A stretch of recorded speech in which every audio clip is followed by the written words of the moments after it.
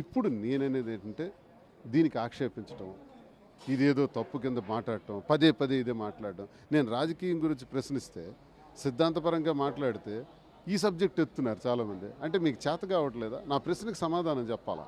కూటమి ప్రభుత్వంలో జరుగుతున్నటువంటి అన్యాయాలు నేను ప్రశ్నిస్తున్నాను. గతంలో 25 సంవత్సరాలు ప్రశ్నించాను, ఇప్పుడు ప్రశ్నిస్తున్నాను. ఇది పాత జీవితమే.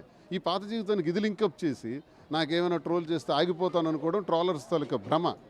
అలా ట్రోల్ చేస్తే నేను ఆగేది లేదు, ఇంకా రెచ్చిపోతాను, ఇంకా గట్టిగా. టీవీ వేదికగా ఈరోజు మాధురికి ఏం గిఫ్ట్ ఇవ్వబోతున్నారు? దువ్వాడ శ్రీనివాస్ గారిని మించిన వాల్యూ అయిన గిఫ్ట్ ఏదైనా ఉంటే అప్పుడు చూపించండి. అప్పుడు నేను శ్రీనివాస్ గారిని అది మీ సాక్రిఫైస్, కానీ మీరేమివ్వబోతున్నారు? Truth, this is truth. మీరు చెప్పండి ఫస్ట్. శ్రీనివాస్ గారిని మించిన గిఫ్ట్ ఏమైనా ఉంటే నాకు చూపించండి, అప్పుడు అది అడుగుతాను. మీ సాక్షికి అది సంతృప్తి, కానీ ఆయన మీకు ఏం గిఫ్ట్ ఇవ్వబోతున్నారు ఆర్టీవీ చెప్. నా మనసే ఇస్తున్నాను గిఫ్ట్.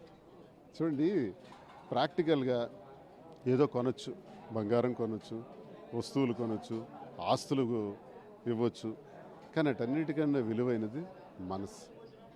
మేమిద్దరం మనస్ఫూర్తిగా కలిసాం, మనస్ఫూర్తిగా పనిచేసుకుంటున్నాం, మనస్ఫూర్తిగా ప్రజాసేవ చేయాలనుకుంటున్నాం. తాను నాకు ఇచ్చే గిఫ్ట్లు కానీ మొన్న ఒక వాచ్ కొనిచ్చారు, ఓకే, సంతోషమే. ఇప్పుడు నేను ఇస్తే ఇంతకన్నా డబుల్ ఏదో ఒకటి ఇవ్వాలి.